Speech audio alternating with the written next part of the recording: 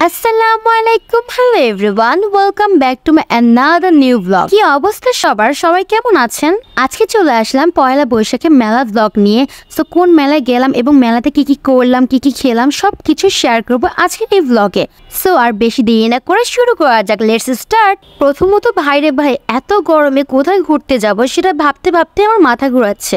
দিন ভাবলাম ওকে আচ্ছা কেননা দিয়াবাড়িতে যাওয়া যাক, কজ পয়লা বৈশাখ উপলক্ষে অলওয়েজ দিয়াবাড়িতে মেলা বসে।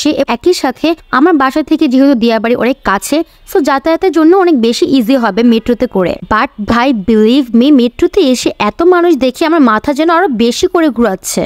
আমি তো একদমই এক্সপেক্টই করিনি যে মেট্রো স্টেশনেও এত মানুষ থাকবে। আর টিকিট পাওয়ার কথা কি আর বলবো, টিকিট পেতে 45 মিনিটসের মতো লেগে গেছে। দেন ফাইনালি দিয়াবাড়িতে এসে মেট্রো থেকে নামার পর আমার একটু ভালো লাগছিল, কজ এত বেশি মানুষ ছিল। আমি একদমই এক্সপেক্টই করিনি যে টিকিটটা পাবো। মনে হচ্ছিল যেন দিয়াবাড়িতে আসতেই বাসায় ফেয়ার টাইমও হয়ে যাবে। মেট্রো থেকে নামার পর ডিরেক্ট রিক্সা নিয়ে চলে গেলাম পানকড়ি এই রেস্টুরেন্টের দিকে। আর আমি লাস্টবার যখন দিয়াবাড়িতে এসেছিলাম তখন মেবি এই রেস্টুরেন্টটা ছিল না, বা আমি একদমই খেয়াল করিনি।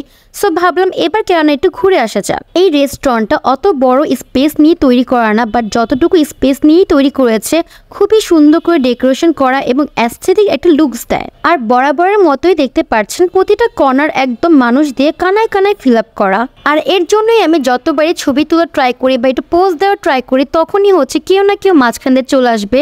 আমার আসলেই কিছু বলার নাই গাইস, কজ স্যাড লাইফ। পরে ভাবলাম থাক, ছবি টুপি আর আমাকে দিয়ে তোলা হবে না। রেদেন আমি ঠান্ডা কিছু অর্ডার দিই, কজ এত গরম পড়েছে যে গলাটা একদমই শুকিয়ে গিয়েছে। সো এখানে আমি ঠান্ডা লাচ্ছি অর্ডার দিই। লাচ্ছিটা কিন্তু আমার কাছে এভারেজই লেগেছে। দেন আমি মেলার এই সাইডটাতে ঘুরতে চলে আসি। মেলার এই সাইডটাতে বিভিন্ন ধরনের বাচ্চাদের রাইডস ছিল, প্লাস বড়দেরও বিভিন্ন ধরনের রাইডস ছিল, যেমন নৌকা, নাগরদোলা। আমি মেইনলি উঠেছি নাগরদোলাতে, কজ ছোটবেলা থেকে নাগরদোলা আমার খুবই ফেভারিট। আর বাই দ্য ওয়ে এই মেলার পাশে একটা লেক আছে যেখানে বোটেরও সিস্টেম আছে। সো আপনারা যারা বোটের রাইড নিতে চান তারা অবশ্যই বিকালে ঘুরতে আসতে পারেন।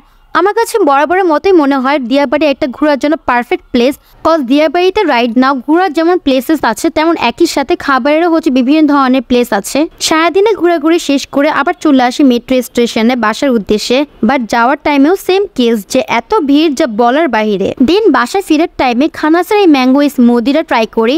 আই ডোন্ট নো এটা mango juice or like mango smoothie, but যেটাই হোক আমার কাছে এই ম্যাঙ্গো স্মুদিটা অনেক বেশি আমি লেগেছে। আমি তো ড্যাম শিওর এবার থেকে খানাসে গেলে আমি এটা ট্রাই করব।